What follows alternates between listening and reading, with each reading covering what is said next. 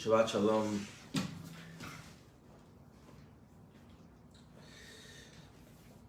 This week's Torah portion, Parshat Shmini, I'm thinking a lot about the Levine Weinstein family, Kathy, Sophia, Moira, and you know I'm with you in this time. And so a lot of things that I've been thinking about for this week extend to you and of course to all of us. So I'm going to start with a poem, one of my favorite poets, Pablo Neruda, and it's called Keeping Quiet. Now we will count to 12, and we will all keep still. For once on the face of the earth, let's not speak in any language. Let's stop for 1 second and not move our arms so much. It would be an exotic moment without rush, without engines. We would all be together in a sudden strangeness. Fishermen in the cold sea would not harm whales, and the man gathering salt would look at his hurt hands. Those who prepare green wars, wars with gas, wars with fire, victories with no survivors, would put on clean clothes and walk about with their brothers in the shade doing nothing. What I want should not be confused with total inactivity. Life is what it's about. I want no truck with death. If we were not so single-minded about keeping our lives moving, and for once could do nothing, perhaps a huge silence might interrupt this sadness of never understanding ourselves and of threatening ourselves with death. Perhaps the earth can teach us, as when everything seems dead and later proves to be alive. Now I'll count up to 12, and you keep quiet, and I will go. So this week's Torah portion, Parshat Shmini, while teaching about the biblical views of impurity and purity of kosher and non-kosher animals, contains within it a mysterious scene. We are told the difficult story of Aaron's 2 sons, Nadav and Avihu, who are killed when they offer alien fire to God. It is the concluding week of Aaron's installment as the high priest of Israel. He had just completed his ritual sacrificial offering when the text steps in. Now Aaron's sons, Nadav and Avihu, each took his fire pan, put fire in it, and laid incense on it, and they offered before the Lord alien fire, which he had not enjoined upon them. And fire came forth from the Lord and consumed them. Thus they died before the Lord. Then Moses said to Aaron, "This is what the Lord means when he says, 'Through those near to me I show myself holy and gain glory before all the people.'" And Aaron was silent. Rabbi Reuben teaches us that this narrative does not explain what was wrong with Nadav and Avihu's fire, but the obvious implication is that instead of heeding God's commandments concerning ritual practices, the 2 priests acted according to their own ideas and thus violated the sanctity of the place. Thus, even if we never know all of the whys, we can easily understand what the story is meant to teach us. Leviticus is the manual telling the priests what to do and how to do it. The story warns them in the strongest possible terms to follow those instructions to the letter. Anything else is forbidden and carries deadly consequence. As Moses says to Aaron, those who are closest to God must sanctify God by demonstrating complete obedience.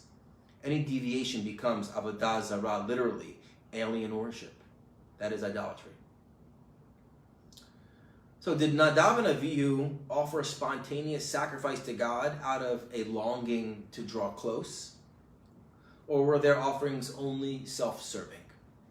We don't know. Though we can pose this question to ourselves in our own prayer life. Is my spontaneous prayer sincere or self-serving? So interesting to note that the meaning of sincere comes from the Renaissance era, a time which saw the creation of many sculptures and thus many stone sellers.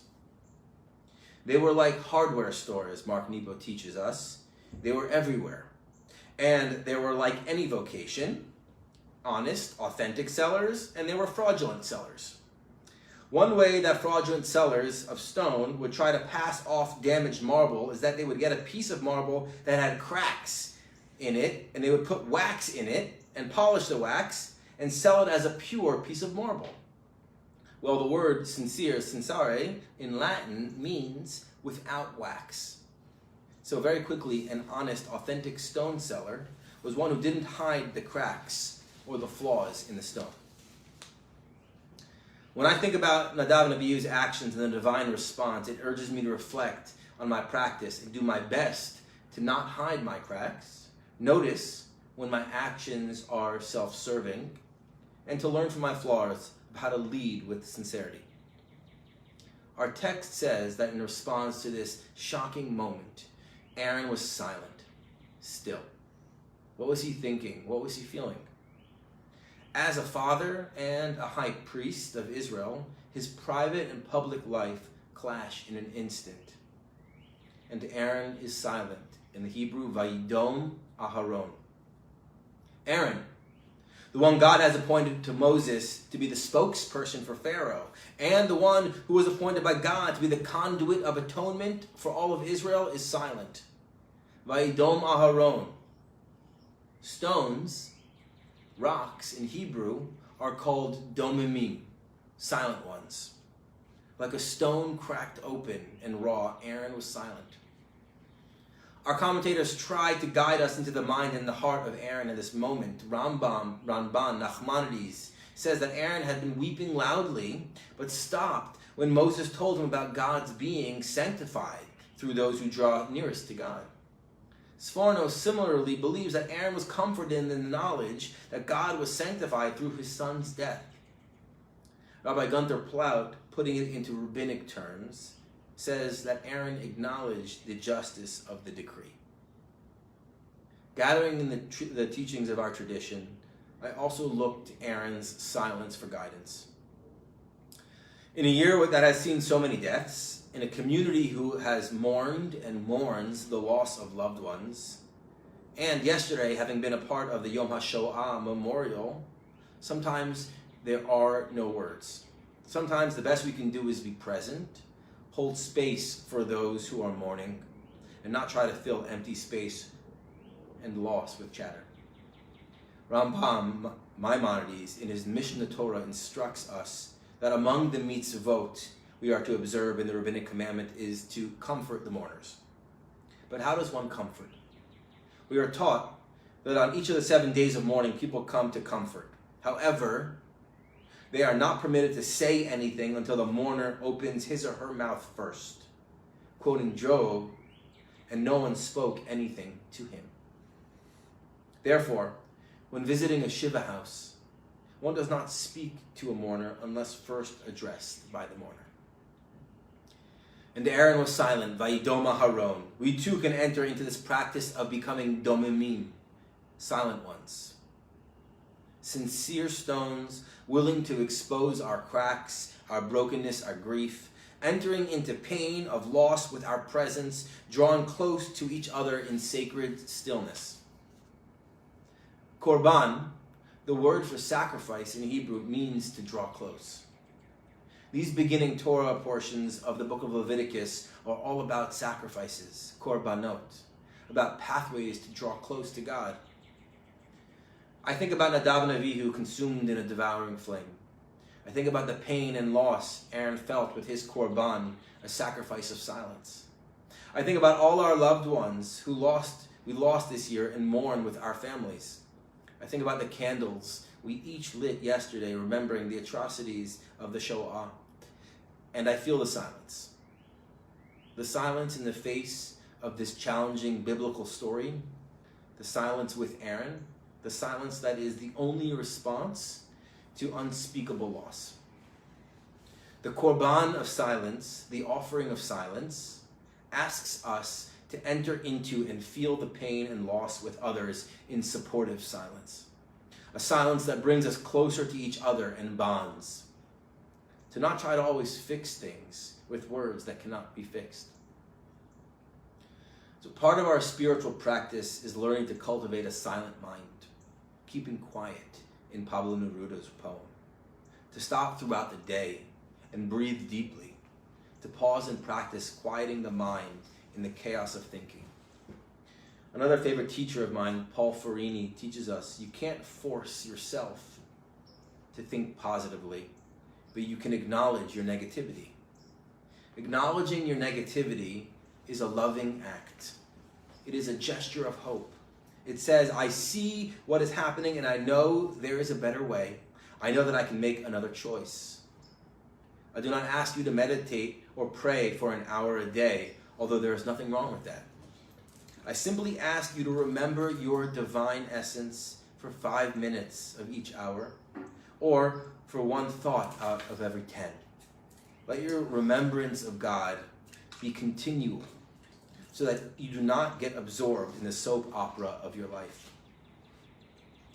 In our silence, we can begin to experience wholeness in our brokenness. Our silence can begin to create space in us to witness the mystery of our experience. As Mark Nepo guides us, it is true. There is such sadness in the world.